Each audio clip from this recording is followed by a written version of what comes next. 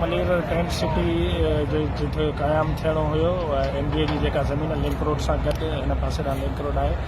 ऐं 12 ॾींहं अॻु में असां तव्हांखे ॿुधायो हुयो सॼे सिंध खे त कराची में जेको आहे टेंट सिटीअ जो क़याम असां लाज़मी कराईंदासीं। ऐं हीअ जॻह बि तव्हांखे ॾेखारी हुई। हिन जॻह ते काफ़ी सारा मसइला थिया, इशूज़ थिया, पर आख़िर असां उन में पंहिंजे मक़सद में कामयाबु थिया आहियूं।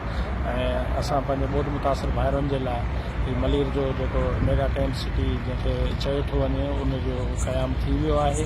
सुभाणे खां उमेदु आहे त जेके मुतासिर असांजा गुलशन हबीब में टिकरी में ऐं उनजे आसपास जेके हिते मौजूदु आहिनि उन्हनि खे हिते शिफ्ट कयो वेंदो। ऐं उनखां पोइ कराची जे ॿियनि इलाइक़नि में बि जेके मुतासिर रहनि था पिया स्कूलनि में या कॉलेजनि में उन्हनि खे बि जेको आहे हिते शिफ्ट कयो वेंदो हिन ई टेंट सिटी में। हिन टेंट सिटी में अञा गुंजाइश आहे 1500-1600 टेंट लॻी चुका आहिनि। 1500 कुझु टेंट हिन वक़्त में लॻी विया आहिनि। उनखां वधीक जेको आहे अञा 400-500 टेंट जेके ॿिया बि लॻी सघनि था। हिते 2000 खां वधीक हिते टेंट लॻी सघनि था।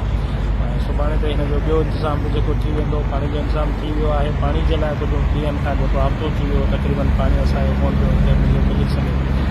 पाणी वारो थी वियो आहे। बिजलीअ जो अञा कंहिं इलेक्ट्रिक जे तरफ़ां बिजली कोन आई आहे, पर हींअर AC जेको आहे मुंतासिम टाउन जो मंशा शाहनी साहिब उहो हिन वक़्त में मौजूदु आहे हींअर।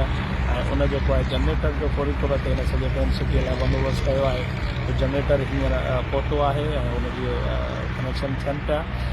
जीअं ई जनरेटर लॻी वेंदो त राति में बिजली जेका आहे स्टार्ट थी वेंदी। ऐं हिन में मुख़्तलिफ़ जेको रोड्स आहिनि या जेके खिड़कियूं अंदरि छॾियूं अथऊं उन्हनि में जेको आहे लाइटूं जेके आहिनि उहे लॻियल आहिनि पोलनि ते। ऐं उनखां अलावा हर जेको टेंट आहे उन में बिजलीअ जो बंदोबस्तु उन्हनि वायर जे ज़रिए कयो आहे। उन्हनि सभिनी खे उन्हनि खे बिजली जेका आहे उहा मिली वेंदी। पाणी जो बंदोबस्तु थी वियो आहे। वाशरूम तयारु थी विया आहिनि। ऐं खाधे पीते जो हुननि जो बंदोबस्तु तक़रीबन मुकमल हूंदो। उमेदु आहे त सुभाणे जीअं शिफ्टिंग शुरू थी वेंदी 2-3 ॾींहंनि में मुख़्तलिफ़ इलाइक़नि में जेको 1500 खां 2000 फैमिलियूं जेके आहिनि उहे हिन टेंट सिटी में शिफ्ट थी वेंदियूं। तव्हां सभिनी जी महिरबानी।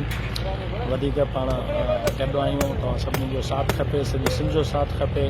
सिंध जे सान्यावंदनि जो साथ खपे। ख़ासि तौर ते मलीर जा जेके सान्यावंद आहिनि, सियासी समाजी धुरनि जा सहाफ़ी भाइर ॿिया जेके बि दोस्त आहिनि उन्हनि सभिनी खे असां वरी मां अपील कंदुसि त उहे हिन टेंट सिटीअ जी मालिकी कनि। हिते जेके असांजा मुतासिर रहनि था उन्हनि जी अॻिते बि मालिकी जी ज़रूरत आहे।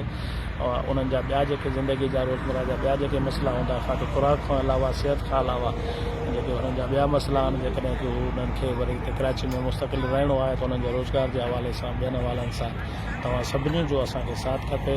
पाण सभु गॾिजी सॼी पंहिंजे हिननि माण्हुनि जी जेके असांजा ॾुखिड़ा जेके असांजा तकलीफ़ में सॼी सिंध मां कराचीअ में अची पंहिंजे शहर में अची तरसिया आहिनि उन्हनि सभिनी खे हिते आबाद करण में उन्हनि खे पंचायत जो अहसासु ॾियण लाइ तव्हां सभु ॾींहं राति जीअं अॻ में सभिनी दोस्तनि महिनत कई आहे अॻिते बि मुसलसल लगातार सभिनी दोस्तनि खे इहा गुज़ारिश हूंदी।